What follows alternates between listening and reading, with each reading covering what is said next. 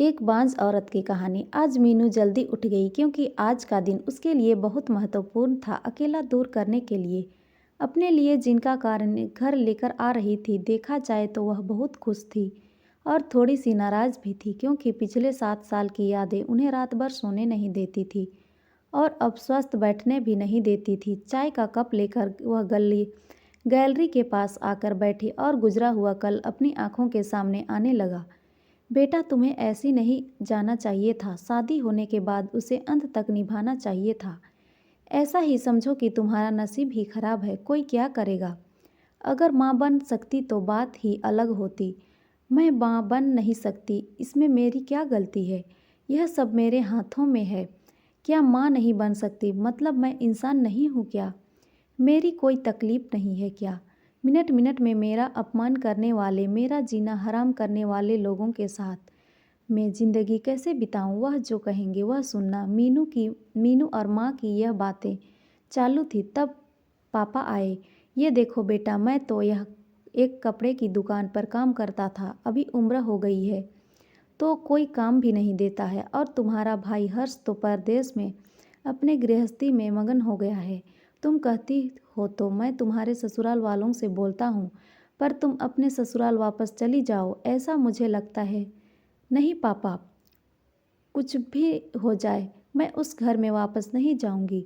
वहाँ पर मुझे घुटन सी होती है। वहाँ मिलने वाला अपमान, बेइज्जती से मैं थक चुकी हूँ। शादी के पहले मेरे पैरों पर खड़ा रहना चाहती थी, पर मेरा ग्रेजुएशन होते ही आपने मेरी शादी करवा दी। तभी मैंने आपके दबाव में आकर शादी की, पर अभी जब मुझे आपके सहारे की ज़रूरत है तो आप पीछे हट रहे हो। शादी के बाद लड़की ससुराल में ही शोभा बढ़ाती है। मायके में 4 दिन ही रहना अच्छा लगता है। मीनू, लोग क्या कहेंगे? शादी मतलब कोई खेल नहीं है बेटा। पापा गुस्से में ही बोल रहे थे। उस घर वापस जाना अब मुमकिन नहीं है पापा। मैं आने से पहले ही डिवोर्स पेपर पर सिग्नेचर करके आई थी क्योंकि उन लोगों को सिर्फ मुझसे बच्चा चाहिए था जो मैं उन्हें नहीं दे सकती। अरे, इतना बड़ा निर्णय लेने से पहले हमें एक बार पूछना चाहिए था ना। जन्मदाता है हम तुम्हारे। पापा, शादी होने के बाद मैं आपको बताती थी और माँ को भी कि कैसे छल होता है मेरे साथ वहाँ पर। 2 साल में कभी मेरे मन मुताबिक रहने नहीं दिया। जब मेरी रिपोर्ट आई तो समझा कि मैं माँ नहीं बन सकती, तो वैसे ही इन लोगों ने मुझे अपने असली रंग चालू कर दिया। कैसे रहूँगी मैं ऐसे वातावरण में? इस सब से भागकर अपनी ज़िंदगी ख़त्म करने वालों में से नहीं थी। यह देखो बेटा, हर्ष ने दिए हुए पैसे से मेरा और तुम्हारे माँ का जैसे तैसे खर्च चलता है और तुम्हारा खर्चा उठाना थोड़ा कठिन होगा। डिवोर्स पेपर पर सही करने से पहले इन सब का विचार मैंने किया था। मेरे पास के सोने के गहने लेकर आई हूँ और ग्रेजुएशन लोन निकालकर 6 महीनों का एक कोर्स करने वाली हूँ जिनकी आज मार्केट में ज़रूरत है। उसके बाद मुझे अच्छी कंपनी में नौकरी मिल सकती है। मैं आपके ऊपर आर्थिक बोझ नहीं डालूंगी पापा। मुझे जीवन जीना है, संघर्ष करूंगी और कमाऊंगी, विश्वास कीजिए मेरा। सब लोग क्या बोलेंगे बेटा? क्या जवाब देगी उन्हें? माँ आंखों का पानी छुपाते हुए बोली। माँ बोलती थी कि वक्त आया तो सच क्या है बोल देना चाहिए। जब मुझे ससुराल वालों ने जानवरों के जैसा बर्ताव हो रहा था तब कहाँ गए थे ये सब लोग? समाज में बड़ा करो, शादी कर दो, बस इतनी ही जिम्मेदारी समझते हैं। बेटियों को बड़ा करके योग्य पढ़ाई देकर खुद के पैरों पर खड़ा रहना यह माता पिता की जिम्मेदारी होती है, ताकि आगे जाकर कभी खराब हालत हो तो उसे इस्तेमाल कर सके। तय किए मुताबिक रानी ने 6 महीने का कोर्स किया और तुरंत उसे एक कंपनी में काम मिल गया। वो बहुत खुश हो गई। सब अच्छा चल रहा था। बीच में छुट्टी लेकर माता पिता के नज़दीक रहने वाले पर्यटन जगह पर घुमाने लेकर जाती थी। माता पिता बीच में ही दूसरी शादी की बात छेड़ देते थे। कई बार तो लड़कों को देखने के लिए भी बुलाया करते थे।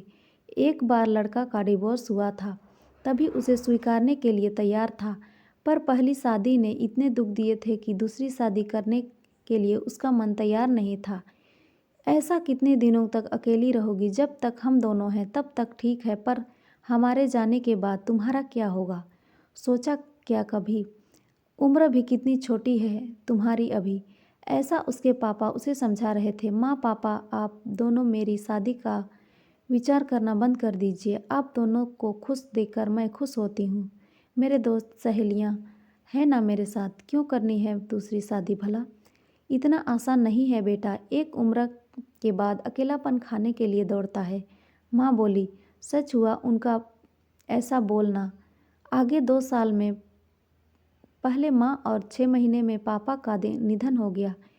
मीनू अब अकेली हो गई। हर्ष भाई और उसकी पत्नी आए और साथ में चलो बोलकर औपचारिकता की, पर मुझे उनके साथ जाकर वापस बोझ नहीं बनना था। मदद के वक्त मेरे साथ खड़े रहो, इतना बोलकर मैंने उनको जवाब दिया। ऑफिस का काम और बहुत सारे दोस्त, सभी लोगों की शादी हो गई थी और वह अपने अपने गृहस्थी में मगन हो गए थे। जीने के लिए कोई लक्ष्य मिल नहीं रहा था उसे। छुट्टी के दिन ऐसे ही एक मैगजीन पढ़ते समय उसे सिंगल मॉम पर एक बात पढ़ने के लिए मिली और उसे जीने का उद्देश्य मिला। उसने उस ही दिन तय किया कि 10 साल की लड़की को गोद लेने का प्रयास चालू किया। प्रक्रिया बहुत बड़ी थी, पर बोलते हैं ना, मन में इच्छा हो तो रास्ता मिल जाता है। वैसे ही वह प्रक्रिया पूरी हो गई और आज वही दिन था कि वह उस लड़की को लेने के लिए अनाथ आश्रम जाने वाली थी।